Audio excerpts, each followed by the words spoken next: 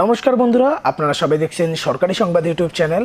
বন্ধুরা, এই মাত্র বড় খবর সামনে বেরিয়ে আসলো। তার কারণ নভেম্বর মাসেও হতে পারে কড়া সাপ্তাহিক লকডাউন। এছাড়াও রাজ্য জুড়ে হতে পারে 48 ঘন্টা সম্পূর্ণ লকডাউন। তবে কি রাজ্য ও কেন্দ্র সরকার আবারও লকডাউনের পথে হাঁটবে?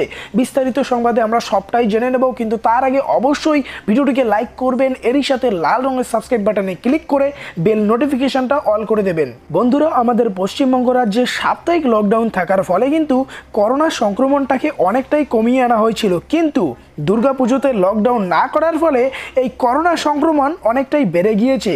আর এই পরিস্থিতিটাকেই আরও উন্নত করার জন্য লকডাউনের দিন আরও কিছুটা বাড়িয়ে দিতে চাইছে রাজ্য সরকার। স্বাভাবিকভাবেই পশ্চিমবঙ্গের কন্টেনমেন্ট জোন বাদে আলাদা এলাকাগুলোতে আদৌ সমানভাবে লকডাউন থাকবে নাকি সেটাকে ধীরে ধীরে তুলে নেবে পশ্চিমবঙ্গ সরকার, এখন সেটা প্রধান প্রশ্ন হয়ে উঠেছে। তার কারণ এই দীর্ঘ লকডাউনের ফলে কিন্তু আম জনতার রুজি রুটির কার্যত সংশয়ের মুখে পড়তে হচ্ছে।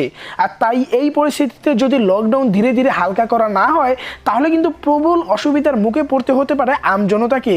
বন্ধুরা, দুর্গাপূজার আগে করোনা সংক্রমণ অনেকটা কমে আসলেও পশ্চিমবঙ্গ রাজ্যে কিন্তু ইদানিং বেশি করে কলকাতা, হাওড়া, হুগলি, 24 পরগনা সহ বিভিন্ন এলাকায় কিন্তু হু হু করে বাড়তে থাকছে বর্তমানে করোনা ভাইরাসের সংক্রমণ। ইতিমধ্যেই রাজ্য ও কেন্দ্র সরকারের মধ্যে একটি যৌথ বৈঠক হয়, যেটাতে সিদ্ধান্ত নিয়েছে যে আনলক 5-এর গাইডলাইন কিন্তু নভেম্বর মাসেও জারি থাকবে।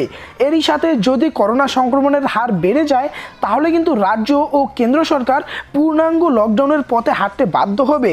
আপাতত রাজ্য সরকারের এখনও সাপ্তাহিক লকডাউনের কোনো পরিকল্পনা নেই।